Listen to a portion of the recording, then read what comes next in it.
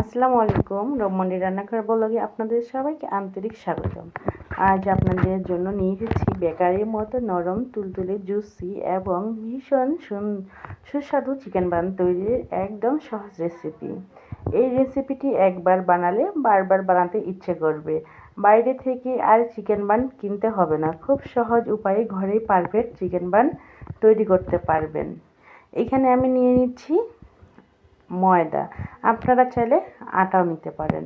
আমি 2.5 কাপ পরিমাণ ময়দা নিয়েছি।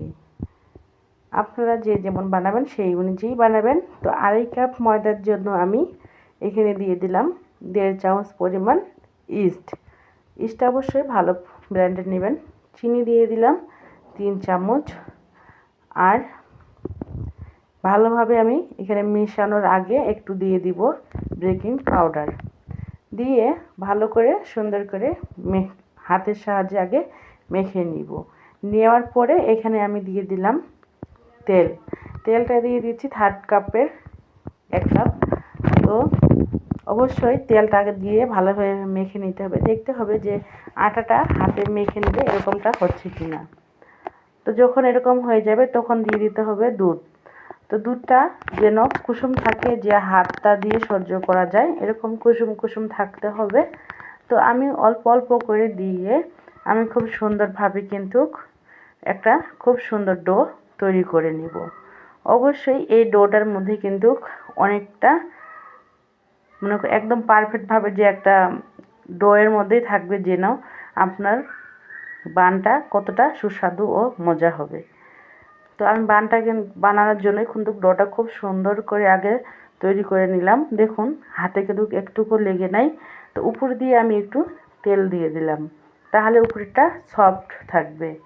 ভালোভাবে তেল দিয়ে আমি এখন ঢেকে 1 ঘন্টার মতো রেখে দিব। তবে যদি গরম পাতিলের উপরে বা গরম কোনো কিছুর উপরে রেখে দেওয়া হয় তাহলে কিন্তু আরও সুন্দরভাবে ডোটা তৈরি হবে।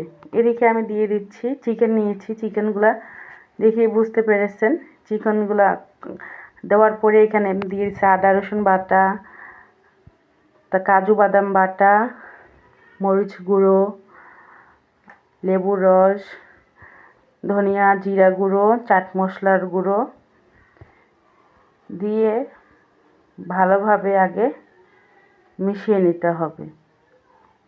আর চিকেনগুলো কিন্তু আমি একটু লম্বা লম্বা সাইজে কেটে নিয়েছি ছোট ছোট করে। এদিকে আমি কড়াই দিয়ে দিলাম। কড়াইটা তেল গরম করার সঙ্গে সঙ্গে দিয়ে দিব কিছু পেঁয়াজ কুচিগুলো দিয়ে আমি একটু নেড়ে ছেড়ে নিব যেন পেঁয়াজগুলো ভেঙে যায়। তো তারপরে আমি মেখে রেখেছিলাম 10 মিনিটের মতো। তো দিয়ে দিলাম চিকেনগুলো দিয়ে এখন আমি ভালোভাবে নেড়ে ছেড়ে আমি ভেজে নেব। ভিডিওর শুরুতে একটি লাইক দিয়ে দেখবেন। আর দিয়ে দিলাম আমি এখানে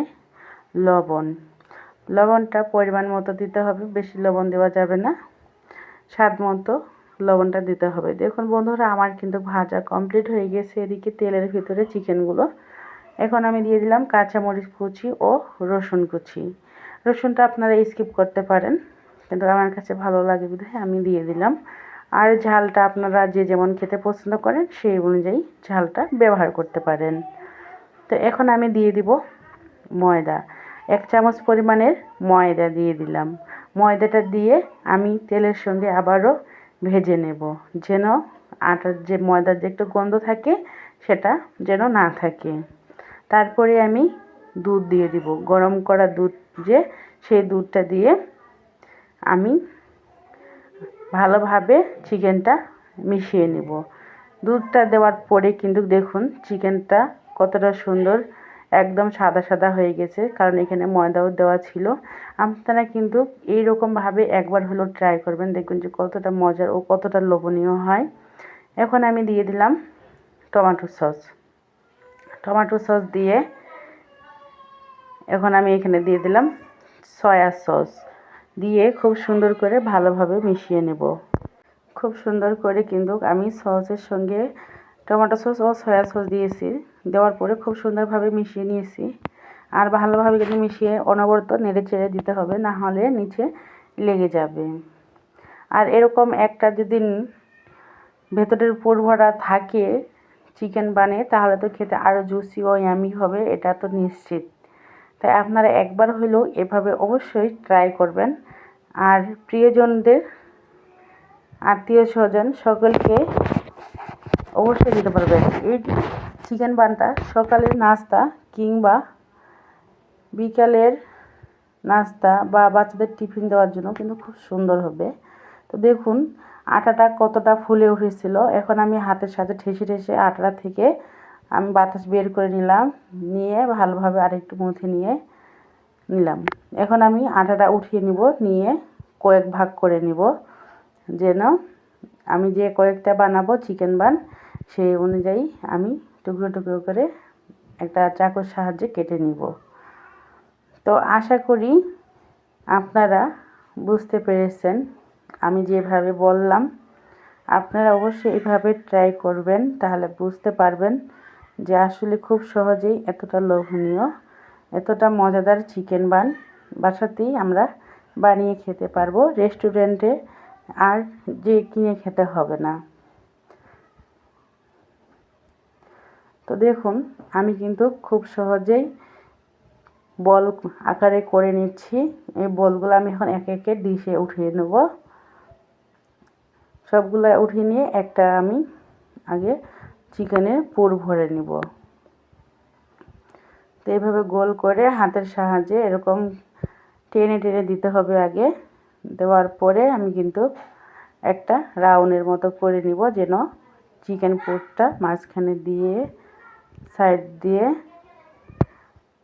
তৈরি করে নিতে পারি। তো এখন আমি চিকেন দিয়ে দিলাম। আপনারা চাইলে চিকেনের পুরটা বাড়িয়ে কমিয়ে বা চিকেন বানের সাইজটা বড় করে নিতে পারেন।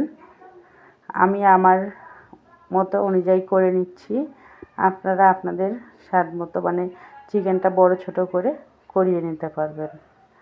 আমি এখন কিন্তু চিকেন বানটা খুব সুন্দর, এই পাশটা কিন্তু ভালো করে মুখটা পল্টে দিতে হবে, না হলে কিন্তু চিকেন বানটা বের হয়ে আসবে, ভিতরে যে চিকেনের পুরটা আছে সেটা কিন্তু বের হয়ে আসবে।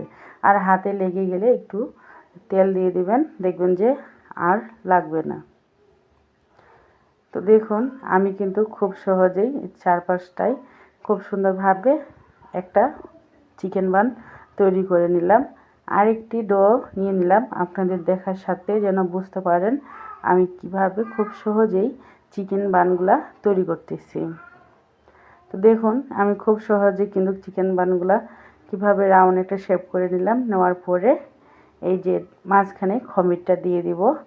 আমার মনে হয় আপনারা যদি স্কিপ না করেন পুরো ভিডিওটি দেখেন, তাহলে আপনারাও বাসাতে অনায়াসে কিন্তু খুব সুন্দরভাবে এই চিকেন বানটা বানিয়ে খেতে পারবেন।